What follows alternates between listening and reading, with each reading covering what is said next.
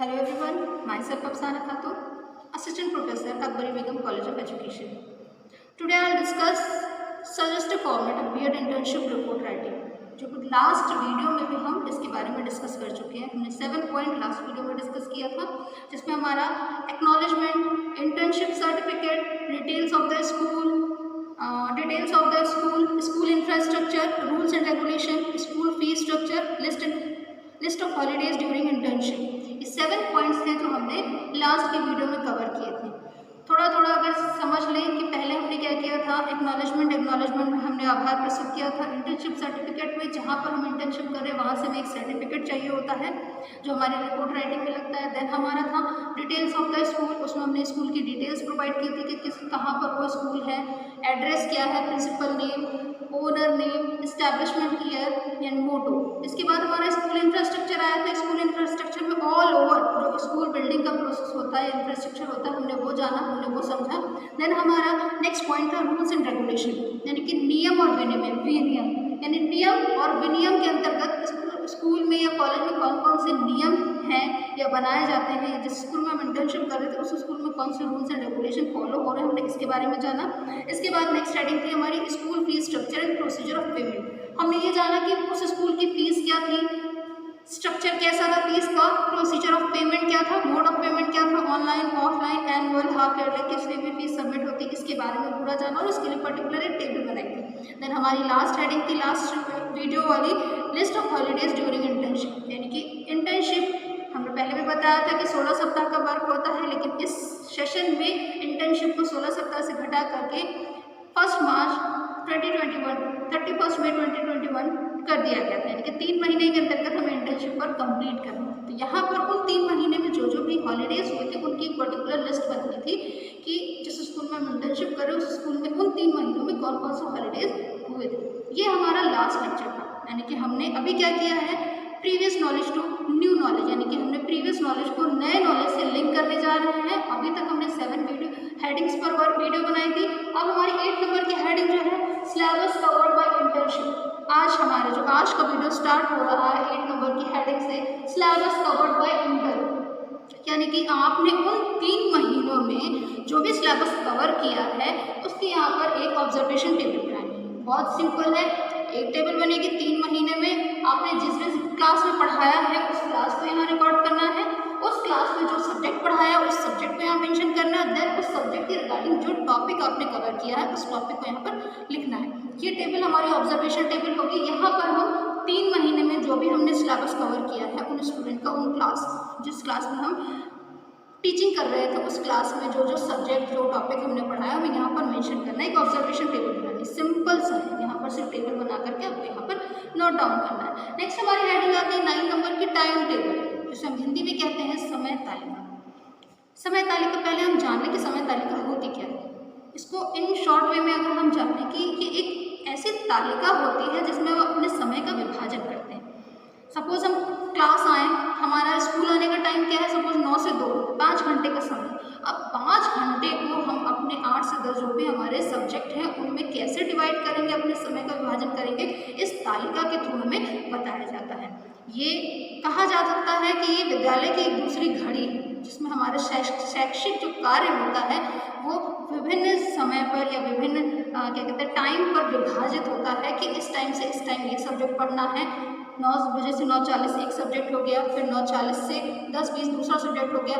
इस तरह से हम टाइम को विभाजित करते हैं या डिवाइड करते हैं सिलेबस के अकॉर्डिंग या सब्जेक्ट के अकॉर्डिंग। टाइम टेबल आपका कई टाइप्स का होता है, स्टूडेंट टाइम टेबल होता है, टीचर्स टाइम टेबल होता है, क्लासरूम टाइम टेबल होता है, एकेडमिक जो हमारे एकेडमिक स्टाफ होते हैं उनका टाइम टेबल होता है, different types of time table होते हैं। हमें यहाँ ये जानना है, आपको क्या करना है, आप चूँकि इंटर्नशिप करने गए हो, एज ए इंटर्न वहाँ पर वर्क कर रहे हो, तो आपको यहाँ पर अपना टाइम टेबल बनाना है कि आपने उस इंटर्नशिप के दौरान कौन कौन से सब्जेक्ट किस किस क्लास में पढ़ाए हैं। उसका फॉर्मेट ये है कि आप एक टेबल बनाओगे, ऊपर साइड में आपका पीरियड होगा, यहाँ पर लेफ्ट साइड में आपके डेज होंगे, Monday, Tuesday, Wednesday, Thursday, Friday, Saturday. Period में हमारे मोस्टली 8 पीरियड होते हैं, first, second, third, fourth, then lunch, 5th, 6th, 7th, 8 period है। अब यहाँ पर देखना आपको मंडे में आपको कौन कौन से पीरियड में किस क्लास में क्या सब्जेक्ट पढ़ाना है। कोशिश करिएगा कम से कम 2 सब्जेक्ट आप पढ़ाएं, ज़्यादा हो जाए 2 से 3 हो जाए कोई बड़ी बात नहीं है, क्योंकि ये तो उस स्कूल पर डिपेंड करता है कि वो आपसे कितने सब्जेक्ट या कितने क्लासेस पढ़वाते हैं, लेकिन कम से कम 2 क्लासेस आपको पढ़ानी ही है। तो यहाँ क्या करना है, आपको अपना सब्जेक्ट और क्लास के अकॉर्डिंग अपना टाइम टेबल बनाना है। ये ध्यान रखिएगा कि बैक टू बैक क्लासेस नहीं होती किसी की, इस चीज़ को ध्यान रखिएगा। जैसे कुछ स्टूडेंट्स होते हैं टाइम टेबल में back to back class, suppose उनको 3 क्लास पढ़ानी होती है, फर्स्ट सेकंड थर्ड पीरियड में पढ़ा दिया और पीछे का पूरा खाली है। यही उन्होंने पूरा वीक उसी को फॉलो किया, फर्स्ट सेकंड थर्ड पढ़ाया, देन नीचे की खाली, इधर की खाली। तो हमें ये नहीं करना है। किसी भी स्कूल का टाइम टेबल बनता है वो आपके क्या सहूलियत को ध्यान में रखकर बनता है कि अगर आपने फर्स्ट पीरियड, आप स्कूल आए हो, फर्स्ट पीरियड नहीं पढ़ाया, आपको सेकंड पीरियड लगा, देन थर्ड फोर्थ आपको रिलैक्स मिलता है, फिफ्थ पीरियड लगा, 6 7 8 आपको रिलैक्स मिलता है। इसी तरह से अगर ट्यूसडे में आपका फर्स्ट पीरियड लगा है तो सेकंड थर्ड फोर्थ आपका खाली है, फिफ्थ या सिक्स में आपको पढ़ाने को मिलेगा। इसको ध्यान में रख लीजिएगा, ये आपका फॉर्मेट है टाइम टेबल का, आपको ये फॉर्मेट बनाना है। इसके बाद अगर हम टाइम टेबल की इंपॉर्टेंस की बात कर लें तो पहले भी हम बता चुके हैं, विद्यालय की दूसरी घड़ी होती है। यहाँ पर क्या होता है, व्यवस्थित कार्य, जो व्यवस्थित कार्य होते हैं उनको निश्चित बनाया जाता है कि हम इस वे में ये कार्य को, मतलब एक निश्चित तौर पर ये ध्यान रखते हैं कि हमें किस वक्त कौन सा कार्य संपन्न करना है। इसके साथ साथ यहाँ पर क्या होता है, अच्छी आदतों का विकास होता है। हम समय समय पर कौन सा कार्य करना है वो पता होता है, हम टाइम टू टाइम उसी कार्य को करते जाते हैं। उसके बाद अनुशासन को विकसित करता है, यानी कि हमें मालूम है कि हमें सेकंड पीरियड में ये पढ़ाना है, हम फर्स्ट पीरियड से सेकंड पीरियड की प्रिपरेशन करते हैं, देन जाकर के वहाँ पर क्लास लेते हैं। तो यहाँ पर क्या होता है, डिसिप्लिन मेंटेन होता है। इसके साथ साथ समायोजन को सुनिश्चित करता है, यानी एडजस्टमेंट। सपोज इस वे में समझ सकते हैं कि अगर सेकेंड पीरियड हमारा हिंदी का, ठीक, थर्ड पीरियड इंग्लिश का सपोज हो गया, तो हमें यहाँ पर स्टूडेंट को क्या करना है, एडजस्ट करना है अपने माइंड को हिंदी टू इंग्लिश में, कि फर्स्ट पीरियड या सेकंड पीरियड उसने हिंदी पढ़ा, थर्ड पीरियड से एट रैंडम इंग्लिश पढ़ना होगा। तो ये क्या हो गया, एडजस्टमेंट हो गया। स्टूडेंट कैसे एडजस्ट कर रहा है अपने ज्ञान को या अपने माइंड को एक सब्जेक्ट से दूसरे सब्जेक्ट में, यहाँ पर उसकी समायोजन की शक्ति जो होती है वो विकसित होती है। ये हमारा हो गया टाइम टेबल। इसके बाद पहले हमें इस पर क्या करना है, इंपॉर्टेंस ऑफ टाइम टेबल लिखनी है, जो हम बता चुके हैं। देन इसके बाद time table of the intent, आपको ये टेबल बनानी है। हम टेबल फिर से कहिए तो डिस्कस करते हैं कि पीरियड डेज, यहाँ पर डेज होते हैं, पीरियड होते हैं। बैक टू बैक क्लासेस आपकी नहीं लगेंगी। अगर आपने सेकेंड पीरियड पढ़ाया तो थर्ड और फोर्थ आपको हो सकता है फ्री मिले, थर्ड तो फ्री कंफर्म मिलेगी, फोर्थ और फिफ्थ में कुछ चांसेस है कि कहीं पर अगर फोर्थ में टीचर ना हो तो आपको फोर्थ पीरियड मिल जाए, लेकिन बैक टू बैक क्लासेस नहीं होंगी। इसके बाद 10 नंबर की हमारी हेडिंग है मॉर्निंग असेंबली। मॉर्निंग असेंबली क्या होती है, पहले हम ये जानेंगे। मॉर्निंग असेंबली प्रातःकालीन सभा कहलाती है। प्रातःकालीन सभा के अंतर्गत हम ये जानते हैं कि सुबह जब हम सुबह उठते हैं तो सबसे पहला कार्य क्या करते हैं, ईश्वर को ध्यान में रखकर अपने दिन की नई शुरुआत करना चाहते हैं।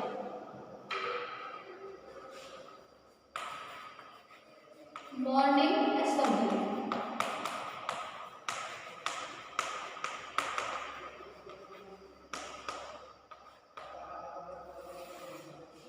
मॉर्निंग असेंबली इससे पहले बता चुके हैं। सुबह सवेरे जब हम उठते हैं तो क्या करते हैं, अपने ईश्वर को याद करके या ध्यान में रखते हुए अपने दिन की शुरुआत करते हैं। इससे क्या मिलता है, हमें पॉजिटिव एनर्जी मिलती है दिन को सही ढंग से या सुचारू रूप से चलाने के लिए।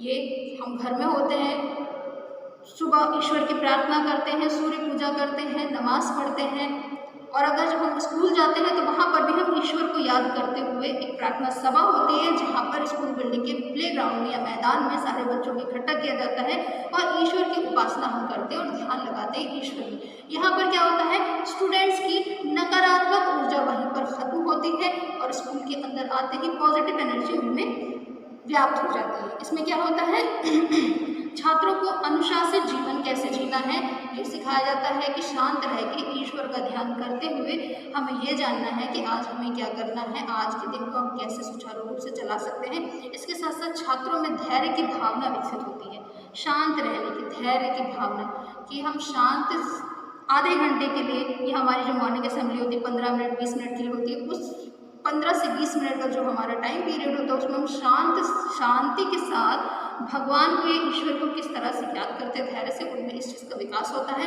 इसके लिए हमें क्या करना है, पहले आपको मॉर्निंग असेंबली का इंपॉर्टेंस लिखना है, जो कि हम बता चुके हैं कि छात्रों में पॉजिटिव एनर्जी डेवलप होती है, निगेटिविटी खत्म होती है, दिन को सुचारू रूप से कैसे चलाना है, छात्र के अंदर ये शक्ति व्याप्त होती है। अनुशासित जीवन जीने की शक्ति उनके अंदर व्याप्त होती है।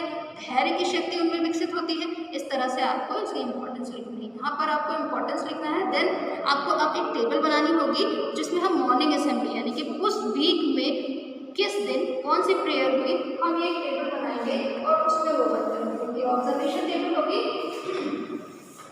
पहले ये हो जाएगी हमारा डे का कॉलम और देन हमारा हो जाएगा प्रेयर का कॉलम। ये हो गया हमारा डे और ये हो गया हमारा प्रेयर। अब इसमें क्या करना है, मंडे, ट्यूसडे, वेडनेसडे,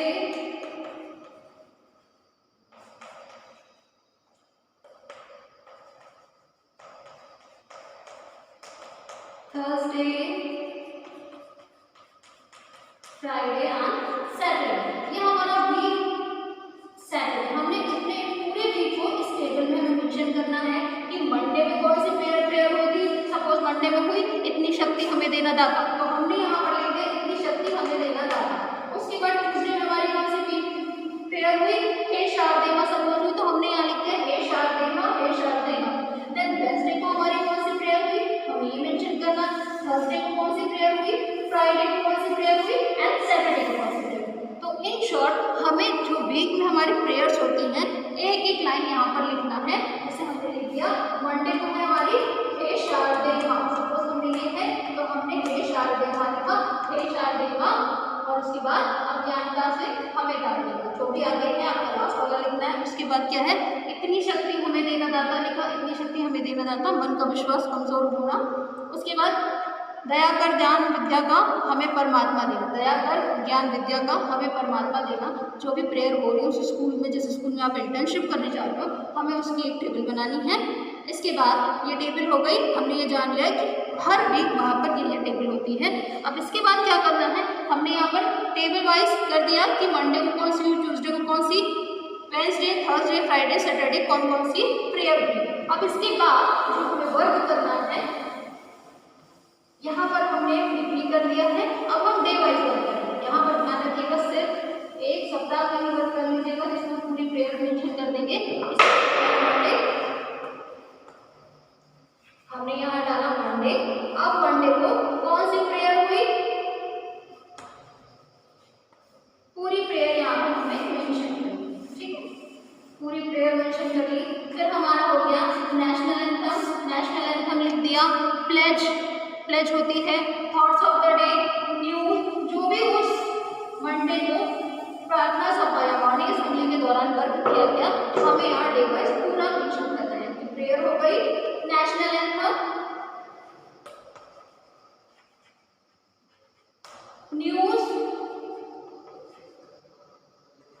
न्यूज हो गई, देन हमारी थॉट ऑफ द डे,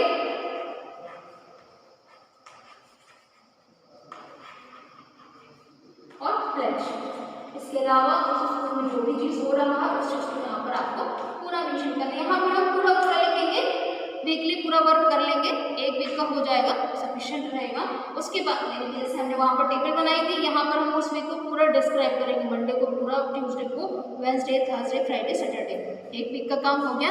उसी में सफिशिएंट हो जाएगा कि हर मंडे को वही प्रार्थना, वही वर्क हुआ, हर ट्यूसडे को वही हुआ। बस क्या होता है, थॉट्स ऑफ द डे या न्यूज चेंज होती है, वो अंडरस्टूड होता है। नेक्स्ट हमारी हेडिंग है, क्योंकि 10 नंबर की हेडिंग है, सॉरी 10 नंबर की मॉर्निंग असेंबली हो चुकी है, 10 नंबर की हेडिंग थी ये, सॉरी मॉर्निंग असेंबली हो चुकी है। अब 11 नंबर की हेडिंग जो आती है, day wise interns teaching recording, सबसे इम्पोर्टेंट और ये कहा जा सकता है कि स्टूडेंट्स के लिए सबसे टिपिकल टास्क है। जो हमारे स्टूडेंट्स हैं उनको जो सबसे ज़्यादा प्रॉब्लम आ रही है, फेस करनी पड़ रही है, वो इसी 11 नंबर की हेडिंग में करनी पड़ रही है, जिसका सोल्यूशन आज आपको मिल जाएगा।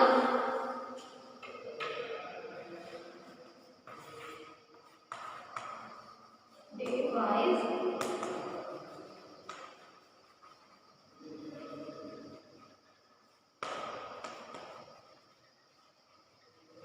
Teaching record. इसमें क्या करना है पहले हम ये जान लें। यहाँ पर प्रतिदिन टीचिंग या शिक्षण कार्य में हमने क्या क्या कार्य किया है उसको मेंशन करना है। स्टूडेंट ये नहीं समझ पा रहे हैं कि हमें जो भी हमने लेक्चर या टीचिंग कराई है, लर्निंग प्रोसेस किया, उसको किस वे में प्रेजेंट करना अपनी रिपोर्ट में। बहुत सिंपल है, बहुत ईजी है। इसके लिए हम क्या करेंगे, इससे पहले आपने टीचिंग में क्या किया था, जब लेसन प्लान बनाए थे उसमें हम बीबी एंट्री पर वर्क कर रहे थे, यानी कि डेट, सब्जेक्ट, सब subject, class, period, duration and topic. उसको यहाँ पर ऐसे ही मेंशन करना है कि हमने यहाँ पर डेट लिखा, सब्जेक्ट लिखा, सब सब्जेक्ट। इफ सपोज अगर रिक्वायरमेंट है तो, अगर नहीं है तो कोई इशू नहीं है। देन राइट साइड में हमने लिख दिया क्लास, पीरियड एंड ड्यूरेशन, और देन हमारा होगा टॉपिक। ये बीबी एंट्री हम सेकेंड सेमेस्टर से माइक्रो टीचिंग जब स्टार्ट करते हैं तब से हम ये सीखते आते हैं। यहाँ पर उसी को वर्क करना है। डेट, जिस डेट में आपने टीचिंग की है वो डेट, जो सब्जेक्ट आप पढ़ा रहे हो सब्जेक्ट, सब सब्जेक्ट हमने इससे पहले बताया था कि सब्जेक्ट का जो पार्ट्स होते हैं वो सब सब्जेक्ट कहलाते हैं। जैसे कि अगर हम एसएसटी के बारे में जाएं तो हमारा सोशल साइंस है, सोशल स्टडी एक सब्जेक्ट है, और इसके सब सब्जेक्ट क्या है, हिस्ट्री, सिविक्स, ज्योग्राफी, इकोनॉमिक्स, इसके सब सब्जेक्ट हैं। इसी तरह से अगर हम इंग्लिश में जाएं तो इंग्लिश हमारा सब्जेक्ट है, लिटरेचर या इंग्लिश ग्रामर हमारा सब सब्जेक्ट हो गया। या इसी तरह अगर साइंस में जाएं तो साइंस हमारा सब्जेक्ट हो गया, फिजिक्स, केमिस्ट्री हमारा सब सब्जेक्ट हो गया। और अगर बायो की बात करते हैं तो सब्जेक्ट हमारा बायो हो गया, जूलॉजी और बॉटनी हमारा सब सब्जेक्ट हो गया। ये इन शॉर्ट एग्जाम्पल के लिए हमने बता दिया कि सब्जेक्ट और सब सब्जेक्ट के बीच डिफरेंस क्या होता है। देन हमें यहाँ पर क्लास मेंशन करना है, पीरियड और ड्यूरेशन। इसके बाद जो भी टॉपिक हम पढ़ा रहे हैं तो उस टॉपिक को यहाँ मेंशन करते हैं, और उसके बाद अब हमें क्या करना है, उस टीचिंग के रिगार्डिंग यहाँ पर रिपोर्ट देनी है। उसके लिए हम क्या करेंगे, ब्लॉक एक बना लेंगे। इस ब्लॉक पे क्या करना है, हमें जो कंटेंट, जो टॉपिक हमने पढ़ाई है उसको समराइज वे में प्रेजेंट करना है, इनकी समरी लिखनी है। जैसे कि इससे पहले भी हम लेसन प्लान की जो टीचिंग करते थे वहाँ पर समरी लिखते थे, ब्लैक बोर्ड वर्क के ब्लैक बोर्ड समरी में हम पूरी समरी लिखते थे। यहाँ पर क्या होता है, जो इम्पोर्टेंट की पॉइंट्स होते हैं आपके लेक्चर में, इम्पोर्टेंट की पॉइंट्स ऑफ द लेक्चर, ठीक, इसको हम रे डायग्राम के थ्रू भी प्रेजेंट करते हैं और प्रोफाइल चार्ट,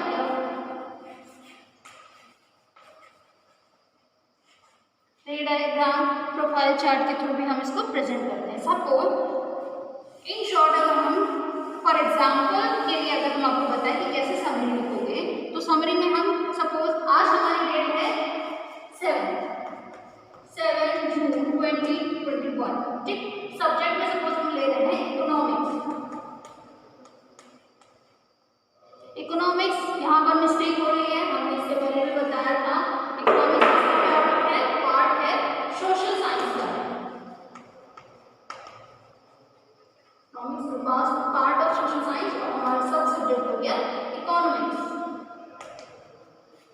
क्लास, क्योंकि इकोनॉमिक्स है तो 9th क्लास मिलेगी, 9th क्लास हो गया सबको सेकेंड पीरियड, और ड्यूरेशन हमारा हो गया 35 मिनट्स, ठीक। इसके बाद हम इसमें टॉपिक कवर कर रहे हैं, सपोज हम टॉपिक कवर कर रहे हैं टाइप्स ऑफ मनी।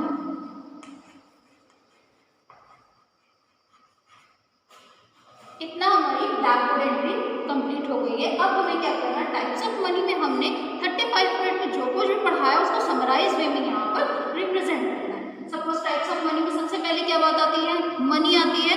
इसके लिए अगर हम स्टूडेंट से क्वेश्चन पूछें कि अगर हम बाजार कुछ सामान लेना होता है तो हम क्या लेकर जाते हैं, तो बच्चा बता देता है या बाजार से सामान खरीदने के लिए हमें किस चीज़ की आवश्यकता होती है, बच्चा बता देगा मनी, हमने यहाँ पर मनी लिखी, ठीक। अब चूँकि बात आती है टाइप्स ऑफ मनी की, तो इंडियन करेंसी में सबसे बड़ी अगर नोट करेंसी है तो वो कौन सी होगी, बच्चा बता देगा 2000, ठीक। अब यहाँ पर 2000 का है, उसको पूरा डिटेल में बताना है कि 2000 की नोट कब बनी थी, किस कलर की होती है, किसके कार्यकाल में बनी थी, गवर्नमेंट कौन था, प्रॉपर वे में पूरा जो समराइज में हमने जो पढ़ाया है उसके बारे में बताएंगे। कॉइन मनी हो गया, प्लास्टिक मनी होगी, इंपॉर्टेंट, सिग्निफिकेंस जो भी है, कैरेक्टरिस्टिक्स हमें यहाँ पर समराइज वे में उसको प्रेजेंट करना है। इसके बाद ये ध्यान रखिएगा, यहाँ जहाँ पर हमारी क्लास ये एंड हो जाएगी हम वहाँ पर एक लाइन लिखेंगे, जिससे पता चल जाएगा कि ये एंड हो गई। अब ये जानने के लिए कि कितनी क्लास हमने उस दिन पढ़ाई है, तो हम यहाँ पर क्लास नंबर 1 डालेंगे। वहाँ पर हमने क्लास डाला, यहाँ पर हम डालेंगे क्लास नंबर 1। चाहे सेंटर में डाल लीजिए या तो हमारे ख्याल से इधर साइड में डालेंगे क्लास नंबर 1। अब क्लास नंबर 1 में हमने क्या किया कि इकोनॉमिक्स पढ़ाई, क्लास 9 में उसको समराइज करके लिख लिया, बिहाइंड हो गई। नेक्स्ट क्लास हो जाएगी तो हम यहाँ पर लिखेंगे क्लास नंबर 2 और आगे जो भी हमने किया इसी वे में उसको भी वहाँ पर रिप्रेजेंट करना है या रिपोर्ट बनानी है उसकी, subject class period duration topic and summarize वे में हमें उसको यहाँ पर रिप्रेजेंट करना है। तो यहाँ पर क्या करना है आपको, जैसे कि मैं पहले भी बता चुकी हूँ, जब हमने टाइम टेबल बताया था कि कम से कम 2 क्लास आपको लेनी ही लेनी है। ये उस स्कूल पर डिपेंड करता है कि आपसे 2 क्लास पढ़वाता है, 3 क्लास 4 क्लास, उसके ऊपर डिपेंड होता है, लेकिन 2 क्लास से कम क्लास आपको नहीं पढ़ानी है। ये हमारे जो सबसे इम्पॉर्टेंट टास्क है इस इंटर्नशिप का, वो हमने कंप्लीट कर लिया। बहुत ईजी है, इसको देखिएगा। अगर कोई दिक्कत होगी या कोई समस्या होगी कमेंट बॉक्स में आकर के उसे हम डिस्कस करते हैं। 11 नंबर की हेडिंग हो गई। अब बारी आती है 12 नंबर की हेडिंग को करिकुलर एक्टिविटीज। क्योंकि हम बात करते हैं छात्रों के या बालकों के सर्वांगीण विकास की, ऑल ओवर डेवलपमेंट की, जहाँ पर physical development, mental development, emotional development, adjustment के बारे में, या different types of intellectual development, कई तरह के डेवलपमेंट्स की बात कर रहे हैं हम यहाँ पर को करिकुलर एक्टिविटी में। अगर हम ऑल ओवर डेवलपमेंट की बात करें तो वो वहाँ पर कवर हो जाता है।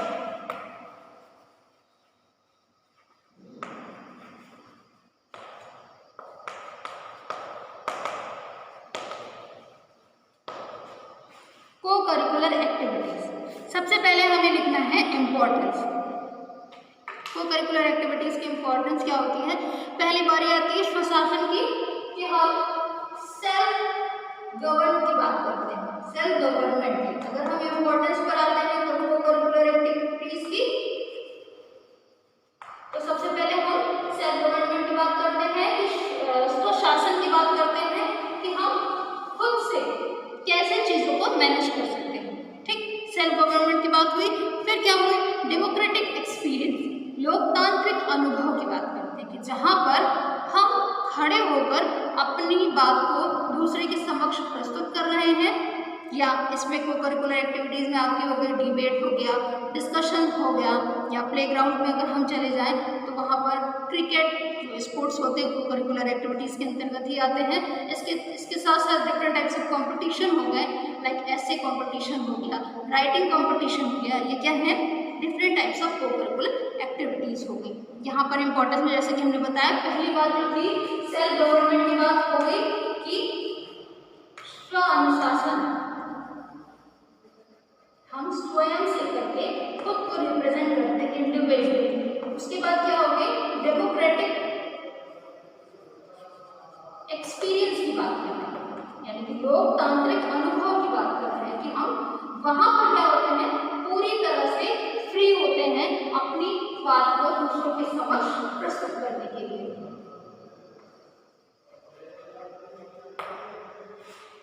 इसके बाद जो नेक्स्ट हमारा पॉइंट है वो क्या हो गया, ऑल ओवर डेवलपमेंट, यानी कि हमने सेल्फ गवर्नमेंट जान लिया, डेमोक्रेटिक लोकतांत्रिक वे में अपनी बात दूसरों के सामने प्रस्तुत करने के लिए फ्री हैं हम, ना कोई डर है ना कोई दबाव है।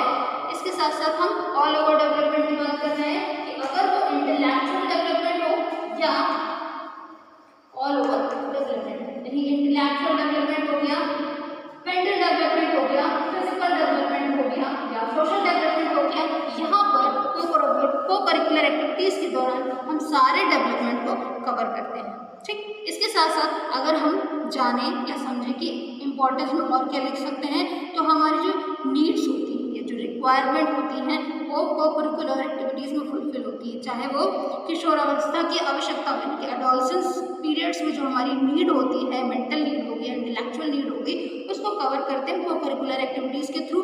इसके साथ साथ हमारे फिजिकल डेवलपमेंट होता है, हम खेलते कूदते हैं, हम डिफरेंट टाइप्स ऑफ एक्टिविटी करते हैं, वहाँ पर क्या हो रहा है, हमारा फिजिकल डेवलपमेंट हो रहा है, इसके साथ साथ हमारे एथिक्स डेवलपमेंट, नैतिक गुणों का विकास हो रहा है, हमारे मॉरल डेवलपमेंट हो रहा है को करिकुलर एक्टिविटीज़ के थ्रू, कि अगर हम किसी टॉपिक के फेवर में हैं तो हम उसकी अच्छी अच्छी बातों को करेंगे जो हम अपने अंदर इम्प्लीमेंट करना चाह रहे हैं, या हम डिस्कशन में अगर बैठे हैं या डिस्कशन कर रहे हैं, डिबेट कर रहे हैं, तो वहाँ पर हम पॉजिटिव वे में चीज़ों को प्रेजेंट करेंगे, मेरिट्स पर ज़्यादा फोकस करेंगे, तो इससे क्या होगा, हमारा मॉरल डेवलपमेंट हो रहा है। इसके साथ साथ हमारी इंटरेस्ट बढ़ता है, विशेष रुचियाँ बढ़ती हैं चीज़ों को समझने के लिए या चीज़ों को देखने के लिए। इसके साथ साथ अनुशासन स्थापित करने में सहायक होता है। तो करिकुलर एक्टिविटीज़ क्या होती है, डिसिप्लिन वे में हम वर्क करते हैं, कि सपोज हमें स्पोर्ट्स खेलना है तो हमें मालूम है कि 30 मिनट का टाइम हमें मिला है इस वर्क को कंप्लीट करने के लिए, तो हम कोशिश करेंगे इंजॉय करते हुए 30 मिनट्स में उस वर्क को कंप्लीट कर लें, वो करिकुलर एक्टिविटीज़ के अंतर्गत आता है। इसके बाद क्या करना है कि हमने कर लिया को करिकुलर एक्टिविटीज इंपॉर्टेंस हमने समझा दी। इसके बाद क्या करना है, आपको को करिकुलर एक्टिविटीज ड्यूरिंग इंटर्नशिप, जो इंटर्नशिप के दौरान आपने क्लासरूम में जो भी एक्टिविटीज स्टूडेंट्स के साथ करवाई हैं, यहाँ पर उसको रिकॉर्ड करना है। क्योंकि को करिकुलर एक्टिविटीज डेली तो होंगी नहीं, वीकली या 15 दिन में एक बार भी होगी, तो आप देख लीजिएगा जो भी एक्टिविटीज आपने कराई हैं यहाँ पर आप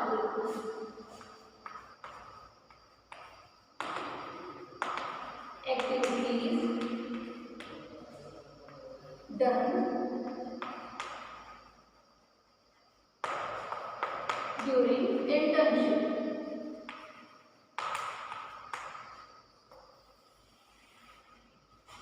जो भी है, सपोज आपने डिस्कशन कराया है या डिबेट कंपटीशन कराया है तो आपने हेडिंग डाल दी डिबेट कंपटीशन।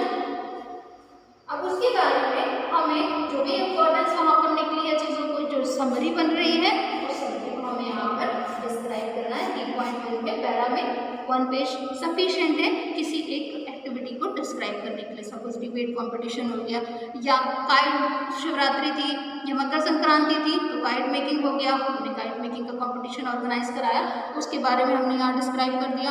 होली थी, होलिका दहन, होली का जो चार्ट बनाना या चार्ट कंपटीशन हो गया, ये हमने ऑर्गेनाइज कराया अपने क्लास में, बच्चों ने उससे रिगार्डिंग चार्ट बनाया। या पेंटिंग की कंपटीशन हमने समराइज वे में यहाँ बता दी। यहाँ पर आपको ये करना है कि 3 महीने के अंतर्गत जो भी एक्स्ट्रा को करिकुलर एक्टिविटीज़ आपने क्लास में स्टूडेंट के थ्रू कंप्लीट कराई है, इस पर यहाँ पर उस चीज़ को पूरा रिकॉर्ड करना है। 1 पेज एक एक्टिविटी के लिए सफिशिएंट है।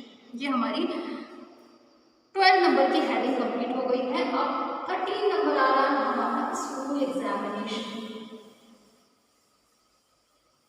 स्कूल एग्जामिनेशन जहाँ पर हम इवैल्यूएशन की बात करते हैं, चाहे वो स्टूडेंट का इवैल्यूएशन हो चाहे वो किसी भी टीचर का इवैल्यूएशन हो, मोस्ट इम्पॉर्टेंट थिंग है स्कूल एग्जामिनेशन।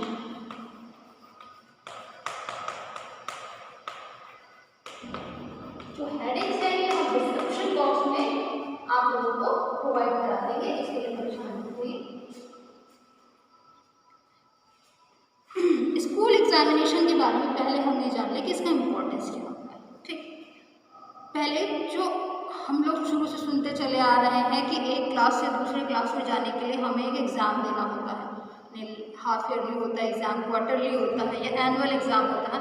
हम वही मान के चलते हैं स्कूल एग्जामिनेशन मतलब ये, अगर 5th से हमें 6th क्लास में जाना है, प्रमोट करना, तो हमें एग्ज़ाम देना होगा। अब हम पहले ये जान लें कि किस प्रणाली पर बेस्ड है।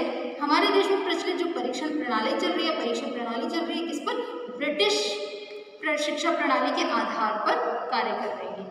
ब्रिटिश शिक्षा प्रणाली के आधार पर कि हमें एग्ज़ाम देना होता है एक क्लास से दूसरी क्लास में जाने के लिए, हम उसी पर आज भी फॉलो करते चले आए। लेकिन चूँकि मॉडर्नाइजेशन हर चीज़ में आ रहा है, तो हमारे एजुकेशन की फील्ड में मॉडर्नाइजेशन आया है, जिससे हम क्या करें कि अब CCE पर वर्क कर रहे हैं, कंटिन्यूअस एंड कॉम्प्रिहेंसिव इवैल्यूएशन की बात कर रहे हैं। यानी कि हम ईयरली इवैल्यूएशन नहीं कि लास्ट में हमने एग्जाम कराया और उस पर जो रिजल्ट आया, जो प्रोग्रेस हुई, हमने वही मान लिया कि बच्चे की प्रोग्रेस यही है, नेक्स्ट ईयर में हम देखेंगे कि वो आगे बढ़ रहा है फिर पीछे जा रहा है। हम हर चीज़ में साइकोलॉजी को ले रहे हैं, यहाँ पर भी हमने लिया छात्रों की मना स्थिति को ध्यान में रखते हुए हम हर चीज़ उनके मेंटल लेवल यानी कि चाइल्ड सेंटर एजुकेशन की बात करते हुए हर चीज़ स्टूडेंट के ही इर्द गिर्द घूम रही है, ऐसा करिकुलम बनाया जा रहा है। यानी कि जो पहले हमारे एग्जामिनेशन प्रोसेस या था या शिक्षा प्रणाली थी, ये क्या थी, लास्ट में एग्ज़ाम होता था, एक्सटर्नल एग्ज़ाम होता था, बच्चा दे देता था एग्ज़ाम और उसी पर उसको एवेल्युएशन कर करके हम उसे नेक्स्ट क्लास में प्रमोट करते थे या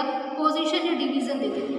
अभी क्या है, एक्सटर्नल के साथ साथ इंटरनल एवेल्युएशन की भी बात होगी, यानी कि अगर टीचर आपका एग्ज़ाम ले रहा है किसी सब्जेक्ट या किसी टॉपिक का, वहाँ पर एक्सटर्नल इवैल्यूएशन के साथ साथ इंटरनल इवैल्यूएशन भी हो रहा है, जिससे हम ये जान रहे हैं कि छात्र किस वे में प्रोग्रेस कर रहा है। इसको जानने के लिए सबसे पहले हम जान लें कि सीसी, यहाँ पर आपको इम्पोर्टेंस ऑफ स्कूल एग्जामिनेशन लिखना है कि एक क्लास से दूसरे क्लास में जाने के लिए हमें एग्ज़ाम देना ज़रूरी है, ठीक।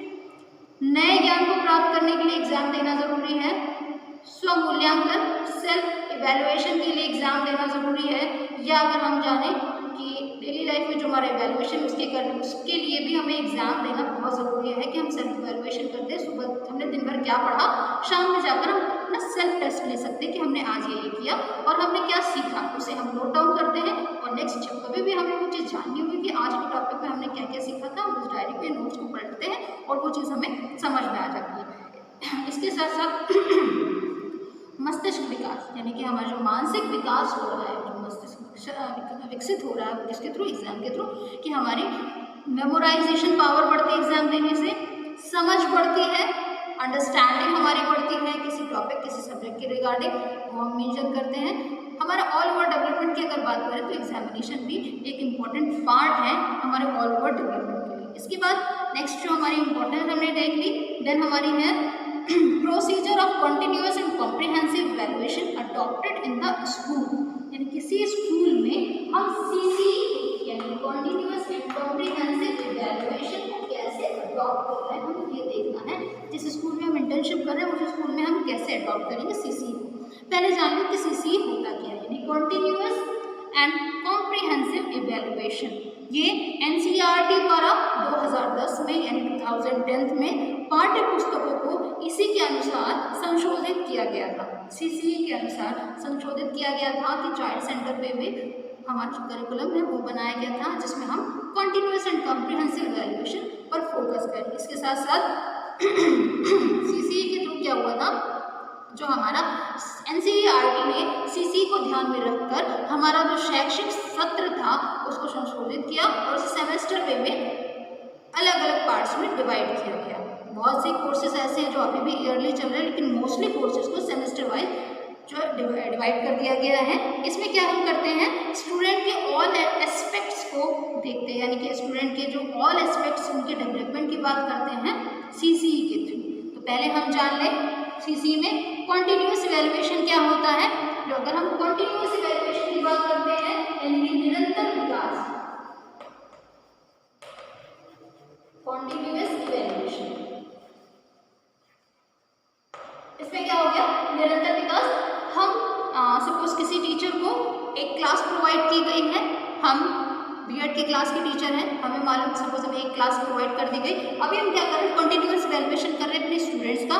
सेमेस्टर में जो भी यूनिट्स हैं, हर सेमेस्टर में 4 यूनिट होते हैं किसी भी सब्जेक्ट के, अब हमें क्या करना है, किसी एक यूनिट के सब यूनिट्स बनाने हैं, यानी कि एक यूनिट में जो भी हमारा कोर्स कवर हो रहा है उसके हम 2 से 3 सब यूनिट बना लेते हैं और हम देखते हैं कि एग्जाम लेते हैं बच्चों का। एक यूनिट पढ़ाने के एक यूनिट के सब यूनिट फर्स्ट सब यूनिट पढ़ाने के बाद हमने स्टूडेंट का एग्जाम लिया, चाहे वो वीकली हो, चाहे वो 15 दिन पर हो, चाहे वो मंथली हो, एग्जाम लेते हैं और हम वहाँ पर स्टूडेंट का इवैल्यूएशन करें कि इस टॉपिक में बच्चे ने कितना सीखा और अभी कितना सीखना बाकी है।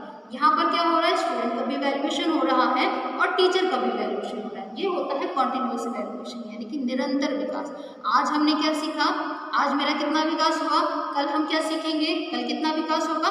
कॉन्टिन्यूअस इवैल्यूएशन में यही आ रहा है कि क्लासरूम में हम वीकली या मंथली या 15 दिन पर या 2 से 3 दिन पर जो इवैल्यूएशन ले रहे हैं किसी भी टॉपिक को लेकर के बच्चों का टेस्ट ले रहे हैं, या ओरल एग्जाम ले, ओरल एग्जाम हो गया, रिटन एग्जाम हो, डिफरेंट टाइप्स ऑफ टेस्ट हो गए, हम वहाँ पर लेकर के स्टूडेंट का इवैल्यूएशन कर रहे हैं और अपना टीचर खुद का भी इवैल्यूएशन कर रहा है कि मेरे पढ़ाने की टेक्निक में कहाँ कमी है कि बच्चा सीख नहीं पा रहा। अगर ये रेशियो 2 से 3 का हुआ या 4 से 5 का हुआ तो हम ये मान के चल रहे हैं कि बच्चा ही सीखना नहीं चाह रहा, बच्चे में कोई दिक्कत हो। अगर ये रेशियो 15 से 20 बच्चों का हो कि किसी भी टॉपिक को समझने में 15 से 20 बच्चों को दिक्कत हो रही है, तो यहाँ पर किसका इवैल्यूएशन हुआ, टीचर का इवैल्यूएशन हुआ कि टीचर की पढ़ाने की टेक्निक में कोई कमी है उसे वो चेंज करनी होगी। नेक्स्ट हमारी कॉम्प्रिहेंसिव इवैल्यूएशन की बात करते हैं।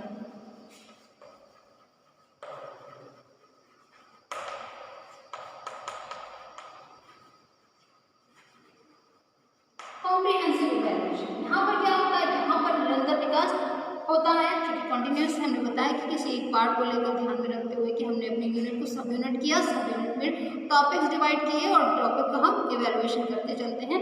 यहाँ पर हमारा इवैल्यूएशन का जो एरिया होता है वो वाइड हो जाता है, यानी कि बहुत बड़ा एरिया हो जाता है।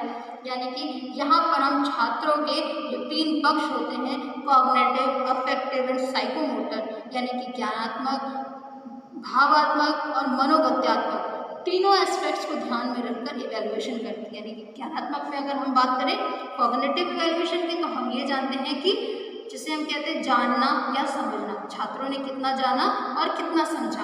भावात्मक में आकर के रुचि उत्पन्न होती है कि आज हमने कोई टॉपिक पढ़ा, इंटरेस्ट हुआ, कल के लिए हम आज ही क्यूरियोसिटी हमारे अंदर आ गई कि कल हमें ये पढ़ने को मिलेगा, तो हमारी रुचि उत्पन्न हो रही है उस टॉपिक को समझने के लिए। देन उसके बाद हम साइकोमोटर या मनोगत्यात्मक में जब जाते हैं तो हम ये देखते हैं कि कहाँ पर हम उसको इम्प्लीमेंटेशन यानी कि स्किल डेवलपमेंट की बात करते हैं, कहाँ पर हम इम्प्लीमेंट करें। तो यहाँ पर हमारे स्टूडेंट्स के तीनों एस्पेक्ट्स यानी कि कॉग्निटिव, अफेक्टिव और साइकोमोटर, तीनों एस्पेक्ट्स की बात करें, तीनों एस्पेक्ट्स का इवैल्यूएशन कर रहे हैं। ये 2 टाइप्स होता है हमारा, टीचिंग और नॉन टीचिंग टाइप, यानी कि स्कोलिस्टिक एंड को स्कोलिस्टिक हमारा डेवलपमेंट या इवैल्यूएशन होता है। स्कोलिस्टिक में हमने जान लिया कि एग्जामिनेशन हो गया, उसमें हमने देखा कि हमारा इवैल्यूएशन हो रहा है। इसके साथ साथ डिबेट कंपटीशन हुआ, हमने उसमें देख लिया अपना इवैल्यूएशन, डिस्कशन मेथड हुआ या कोई कंपटीशन हुआ, उसमें हम देख रहे हैं अपना इवैल्यूएशन। यहाँ पर कॉम्प्रिहेंसिव इवैल्यूएशन मेंशन करेंगे। स्कोलिस्टिक या टीचिंग इवैल्यूएशन के अंतर्गत आ रहा है। अगर हम को स्कोलिस्टिक की बात करें या नॉन टीचिंग इवैल्यूएशन की बात करें तो वहाँ पर हमारे को करिकुलर एक्टिविटीज स्कूल के बाहर क्या है। सपोज वहाँ पर हमारा हो गया क्रिकेट हो गया, प्लेग्राउंड में हमने क्रिकेट खेला, वहाँ पर हमारा फिजिकल डेवलपमेंट हो रहा कि नहीं, हम ये जान रहे, कहीं ऐसा तो नहीं कि हम फेल होते जा रहे हैं, तो हम क्या करेंगे अपने वर्क में या अपने गेम में और इम्प्रूवमेंट लाएंगे। इसके साथ साथ सोशल डेवलपमेंट की बात हो गई या हमारे एडजस्टमेंट की बात हो गई, हम एडजस्टमेंट का देख रहे हैं, अपना इवैल्यूएशन कर रहे हैं। इसके साथ साथ हमारा इमोशनल डेवलपमेंट की बात कर रहे हैं, वहाँ पर मोरल डेवलपमेंट की बात करें, हम ऑल ओवर इवैल्यूएट कर रहे हैं, कोई स्कूलिस्टिक या नॉन टीचिंग, उसमें ये हमारे कॉम्प्रिहेंसिव इवैल्यूएशन में आ गई। मोस्ट इंपॉर्टेंट टर्म है कि बच्चे की शुरू से लेकर आखिर तक हम उसका इवैल्यूएट कर रहे हैं एक दिन में, यानी दिन की शुरुआत सुबह से लेकर रात तक हुई, वहाँ तक हम बच्चों का इवैल्यूएशन कर रहे हैं। ये क्या हो रहा है, इंटरनल टीचर ही इस पर इवैल्यूएट करता है। सीसी जो टीचर पढ़ा रहा है बच्चों को, वही बच्चों के बारे में जान रहा है, आज उसकी क्या स्थिति थी, एक हफ्ते बाद क्या स्थिति हुई या 15 दिन बाद क्या स्थिति हुई, डे वाइज कैसे वो प्रोग्रेस कर रहा है वो जानता है। तो continuous and comprehensive evaluation teacher ही करता है। इसके बाद नेक्स्ट हमारी 14 नंबर की हेडिंग हो गई celebration of important days events during internship. ये 13 नंबर की जो हेडिंग है हमने समझा दिया। ये आपका होता है 2 वे में, जिसे हम स्कोलिस्टिक और को स्कोलिस्टिक वे में इसको हम इवैल्यूएट करते हैं। इसके साथ साथ अगर हम जान रहे हैं इसको टीचिंग और नॉन टीचिंग इवैल्यूएशन भी कहते हैं। यहाँ पर आपको आपके स्कूल में 3 महीने में आपने सीसी कैसे इम्प्लीमेंट किया है अपनी क्लास में, यहाँ पर वो मेंशन करना है। कंटिन्यूअस इवैल्यूएशन आपको बताना है, कॉम्प्रिहेंसिव इवैल्यूएशन 3 महीने के बारे में आपको बताना है कि आपने स्टूडेंट के साथ कैसे इवैल्यूएट किया, स्टूडेंट को भी और खुद को। नेक्स्ट हमारे हो गए 13 नंबर की हेडिंग हम देखते हैं, जिसमें हमने स्कूल एग्जामिनेशन के बारे में जाना, सीसीई के बारे में जाना, सीसीई में continuous evaluation, comprehensive evaluation, 3 aspects जो होते हैं कॉम्प्रिहेंसिव इवैल्यूएशन के उनको जाना। इसके साथ साथ स्कोलिस्टिक और पोस्ट स्कोलिस्टिक इवैल्यूएशन के बारे में जाना। अब हमारी 14 नंबर की हेडिंग है celebration of important days.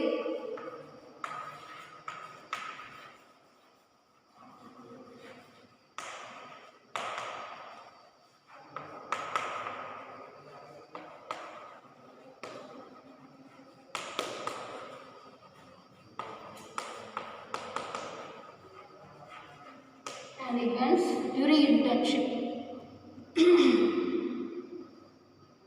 Events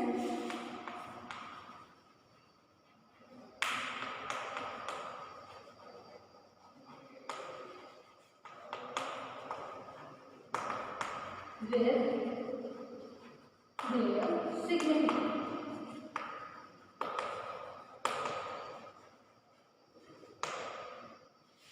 Celebration of important days, events during internship with their significance. इससे पहले भी हम कर चुके हैं। कहाँ किया था हमने ये वर्क? ये हमने वर्क किया था लिस्ट ऑफ हॉलीडेज में। कौन कौन से हॉलीडे हुए थे? यहाँ पर आप में क्या होता है कि सपोज होली हुई, होली से पहले या तो हम स्कूल में सेलिब्रेट करते हैं या होली के बाद करते हैं। मकर संक्रांति में हमने काइट मेकिंग का प्रोग्राम किया, ऑर्गेनाइज किया, ये पहले करेंगे बाद में करेंगे। यहाँ पर क्या करना है, हमने जो भी इवेंट्स हमने स्कूल में सेलिब्रेट किए हैं उसकी एक टेबल बनानी है। टेबल में भी चीज़ें इजी हो जाती है, 3 महीने का काम आसानी से 1 हफ्ते से शुरू हो जाएगा। यहाँ पर हमें यहाँ पर हॉलीडे का नेम लिखना है। पहले तो हर टेबल में सीरियल नंबर होते हैं, मैंने मेंशन नहीं किए तो आपको मेंशन कर देगा कि हमने यहाँ पर लिया serial number,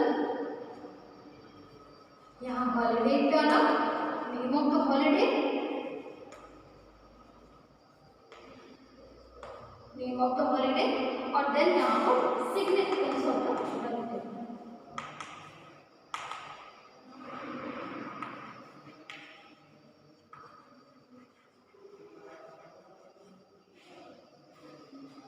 significance of the days या इवेंट्स जो भी आप ऑर्गेनाइज कर रहे हो। सपोज पहला हमने होली किया कि होली हमने स्टूडेंट्स के साथ सेलिब्रेट की स्कूल में, वहाँ पर हमने यहाँ लिखा होली हॉलीडे या इवेंट जो सेलिब्रेट इवेंट जो भी हमारा होता है, हमने होली लिख दिया। सिग्निफिकेंस लिख दिया, अच्छाई पर बुराई पर अच्छाई की विजय के लिए हम ये त्यौहार मनाते हैं।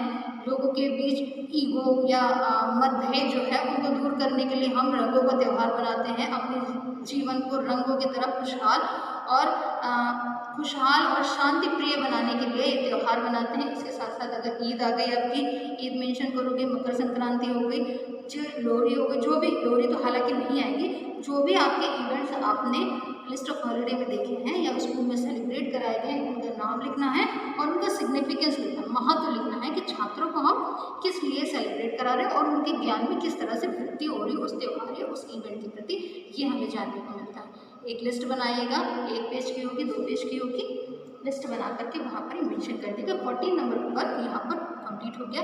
ये ध्यान रखिएगा, नया डे, सपोज हम जो भी काम कर रहे हैं, डे 1 डे 2 टीचिंग जहाँ पर होगी, जहाँ पर हमने 12 नंबर का वर्क जो 11 नंबर का day wise internship teaching records है, वहाँ पर हमें डे वाइज करना है। वहाँ पर डे 1 जितना वर्क किया वो मेंशन किया, डे 2 जब भी नया दिन होगा राइट साइड के पेज से स्टार्ट होगा। सपोज हम, ये हमारा पेज हो गया, नया दिन डे 1 हमने यहाँ से स्टार्ट किया, सपोज वो यहाँ तक आया या नेक्स्ट राइट साइड में यहाँ तक आया, तो हम उसके बैक साइड से डे 2 ना स्टार्ट करके राइट साइड से डे 2 स्टार्ट करेंगे। इस चीज़ को ध्यान रखिएगा। ये हमारा आज 14 नंबर, आज हमने 14 नंबर की हेडिंग तक चीज़ों को समझ लिया है। इसके बाद नेक्स्ट वीडियो आएगी आपको। अगर आपको कोई भी प्रॉब्लम हो रही है, कोई क्वेश्चन है जो नहीं समझ में आ रहा है, कमेंट बॉक्स में हमसे पूछ लीजिएगा। इसके साथ साथ वीडियो को लाइक एंड सब्सक्राइब करिए। जितने ज़्यादा लाइक्स होंगी उतनी ज़्यादा वीडियो होंगी, चीज़ें और ज़्यादा क्लियर होंगी। कहीं कोई दिक्कत हो हमसे कमेंट बॉक्स में आकर पूछ लीजिएगा। Thank you.